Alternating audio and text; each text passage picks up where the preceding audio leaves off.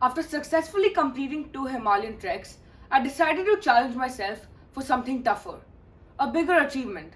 So here I am, getting up for another thrilling adventure, climbing Mount Kilimanjaro. However, unlike the snowy peaks of the Himalayas, Kilimanjaro offers a unique trekking experience with diverse landscapes, from the lush rainforests to alpine deserts, and finally the icy summit. This mountain has it all. Mount Kilimanjaro stands at 19,341 feet, touching the clouds so high that its peak is snow capped on the equator. It is the tallest freestanding mountain on earth and is known as the roof of Africa. Climbing Mount Kilimanjaro requires people to push themselves past their physical and mental breaking points, resulting in only 60% of climbers reaching its summit. But first, let me take you 3 months back when I embarked on a dedicated regimen to prepare for my Kilimanjaro climb. I committed to rigorous physical training, emphasizing cardio endurance as well as leg and core strength. My cardio routine included 6 to 7 kilometers of non stop running, climbing over 300 floors, and strength training, complemented by short weekly hikes. Additionally, I incorporated breathing exercises and yoga to enhance my lung capacity. Among the many pieces of guidance I received, one stood out. Prepare thoroughly so that you can enjoy the mountain. Otherwise, the mountain will enjoy you. The last 4 days before leaving for Tanzania was a cool off period. I stopped my workout and watched loads of videos about Kilimanjaro. These included the information on Morongo route, summit day, and essential tips. We just reached Kilimanjaro airport, and it seems like most of the people in our flight are going for the trek because all of them are carrying big backpacks. And I'm really excited for Kili, and we're going to start first thing tomorrow. We're just checking out of the hotel, and we are about to start our trek. And for this expedition, my trek leader is Poorna. She's the youngest to climb Everest. Hello everyone. I'm very happy for being a trek leader for this expedition, Mount Kilimanjaro. And I climbed Everest when I was 13 years old, and I can see youngest person Aadit in our expedition for Kilimanjaro. Climbing Mount Kilimanjaro offers several routes. We had chosen the Morongo route. This route is the shortest but steepest route. It provides hut accommodations which are more comfortable than tents, but it has a lower success rate due to the rapid ascent. After reaching Morongo Gate, we followed the registration process and obtained the necessary permits for our trek. We also met a guide and porters who will assist us throughout the trek.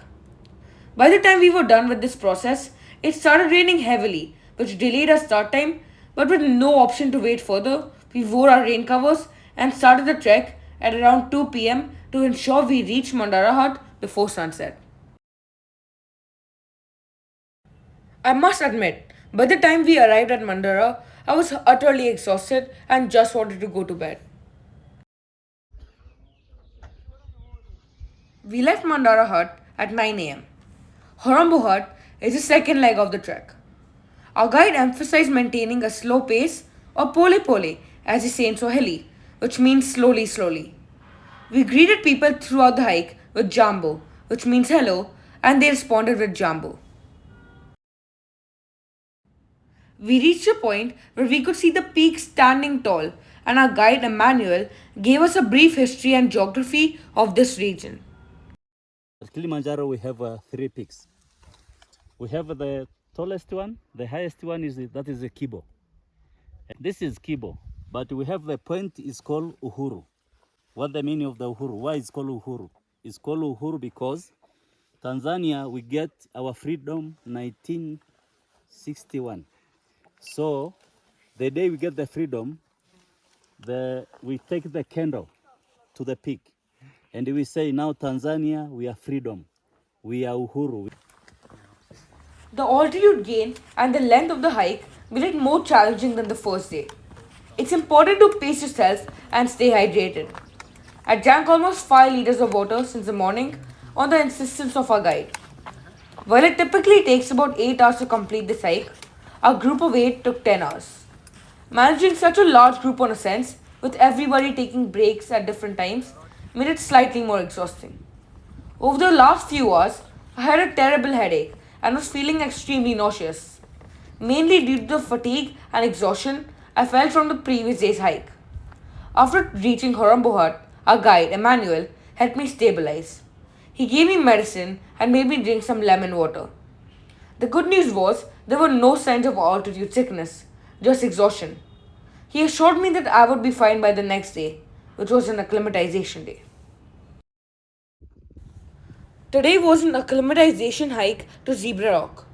Zebra Rock is a unique geological formation with black and white stripes resembling the pattern of a zebra.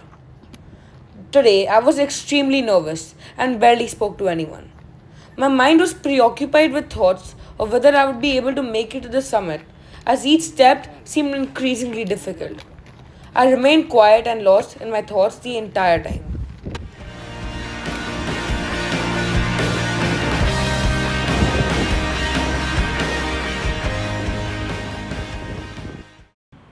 As I mentioned earlier, Poorna was the youngest to climb Everest, only at the age of 13, and this made her quite a famous personality on the mountains.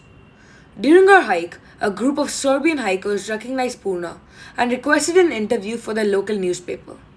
After we returned to Horambo Hut, the journalists came to our hut and conducted the interview. Although Poorna had shared a story over the past 2 days, it was fascinating to hear her responses to the journalists' questions.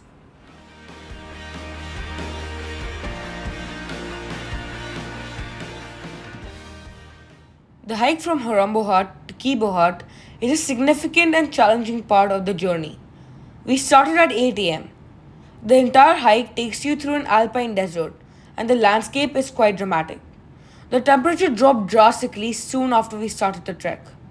We crossed a large source of water, and despite the direct sunlight, the water around it was frozen. Looking around, all you could see was a trail stretching into the horizon. Mentally, I was in a vulnerable state. The situation was incredibly tough. I wished I could listen to music to distract myself, but that wasn't an option. It wasn't recommended to cover our ears with earbuds. Hi Adit, how are you? Sick? No, little, no, not much. You're good. You're doing good.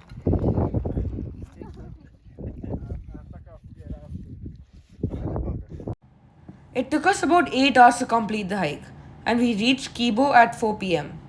We settled in within 30 minutes, had ginger tea, and a light lunch. Fortunately, I had no symptoms of altitude sickness, no headache, dizziness, or loss of appetite. I was just exhausted, both physically and mentally. The break at Kibo helped me regain my composure. We rested at Kibo till 8 pm and then got up to prepare for the summit push.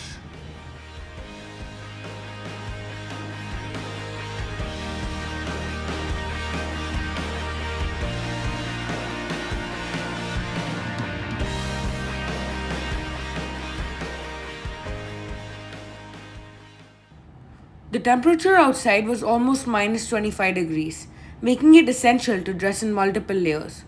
Emmanuel helped me with layering.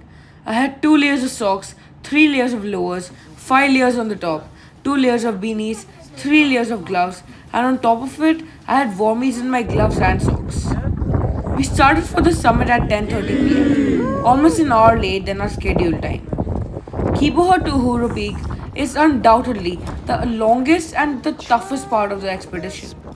You have to hike the steepest part of the mountain in harsh temperatures, with an exhausted body and in the dark. We had chosen the 13th of Feb for the summit because it was a full moon night. We followed our trek lead in a line, maintaining a slow and steady pace. Pole pole. Guides and porters play a vital role in encouraging and assisting climbers throughout the ascent. Pole pole, Hakuna Matata.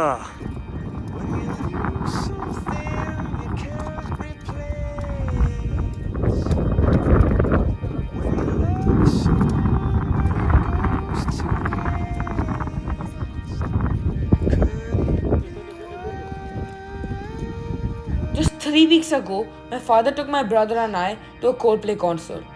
That memory stayed with me, as this night felt like one that I'd been preparing for. Endless stair climbs with Coldplay songs in my ears. I cannot insist more on how climbing stairs is the most relevant workout to prepare for the summit push.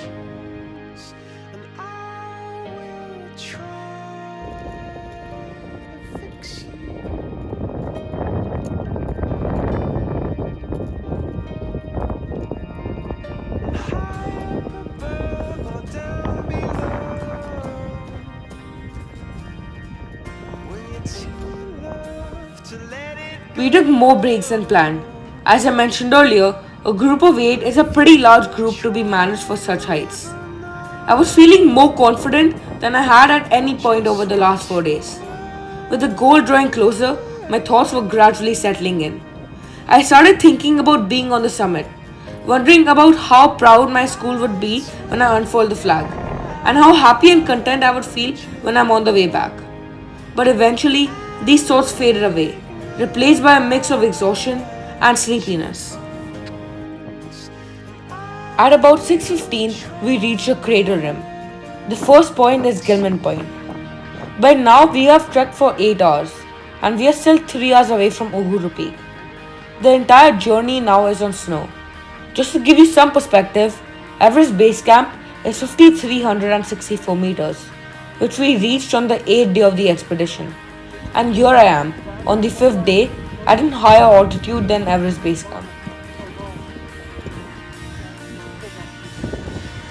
We continued along the rim to Stella Point. Both Gilman's Point and Stella Point are official summit points on Mount Kilimanjaro. Few of our team members decided to return from Stella. My mom asked me if I would like to continue, and my instant response was yes.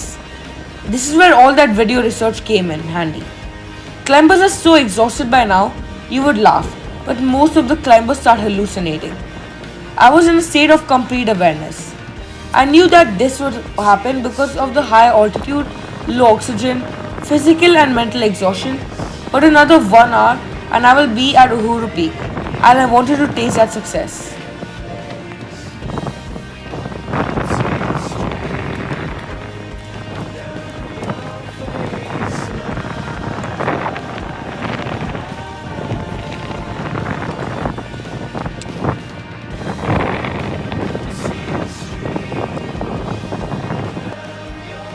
Our group was quite dispersed, and I had not had water for 4 hours because it got frozen.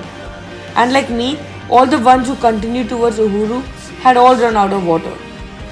It became super windy. I was swaying at every step, and the proto provided me with a lot of support.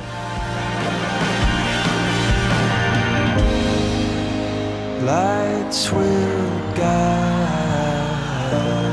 you home and ignite your bones, and I will try to fix you.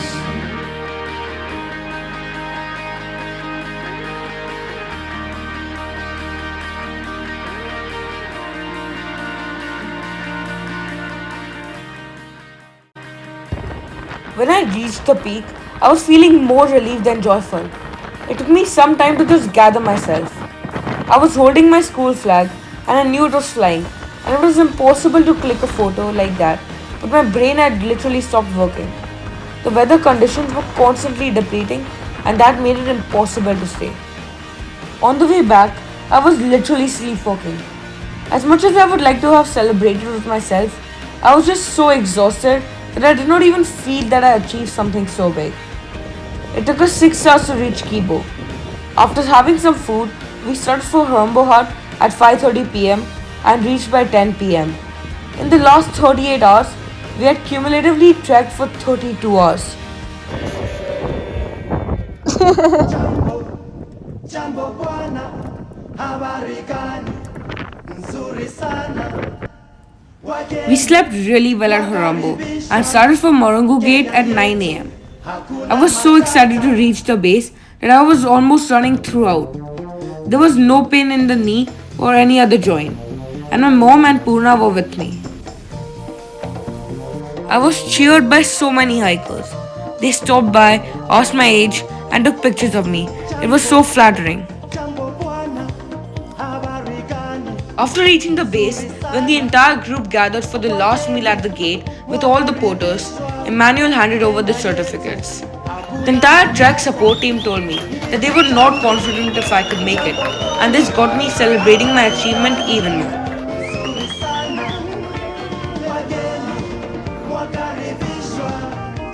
Climbing Mount Kilimanjaro is a life-changing experience that combines physical endurance, mental resilience, and the joy of reaching one of the world's most iconic summits. Whether you are a seasoned mountaineer or a first-timer, the journey to the top of Kilimanjaro is an adventure you'll never forget. I attribute my success to my preparation and a huge thanks especially to Poorna, Emmanuel, and all the porters, without which I wouldn't have been able to make it. Hakuna matata, iti jambo bwana, habari gani? Nzuri sana, wageni wakaribishwa Kenya yetu. Hakuna matata, iti jambo bwana, habari gani? Nzuri sana, wageni wakaribishwa Kenya yetu. Hakuna matata.